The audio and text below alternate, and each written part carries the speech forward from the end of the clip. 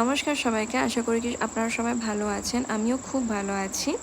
এই ব্লগটা হচ্ছে দিওয়ালির আগের দিনে, মানে ভূত চতুর্দশীর দিন আমরা মুড়ির বাড়িতে চলে এসেছি। কেননা রাঁচিতে কেউ নেই, বর আছে এখন শ্বশুর বাড়িতে।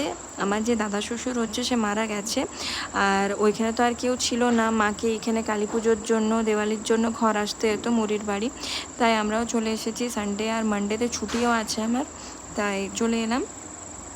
লাইটস টাইট সব কিছু লাগানো হয়ে গেছে, আমার বোন লাগিয়ে দিয়েছিল। ছাদেও বারান্দাটাও খুব সুন্দর করে লাইট দিয়ে সাজিয়ে দিয়েছে।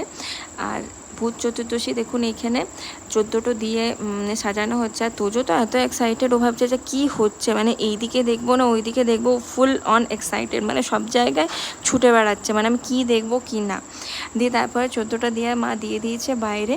এই হলো আজকের দিনটা। রাত্রিবেলায় ডিনার করে নিয়ে শুয়ে গেছিলাম।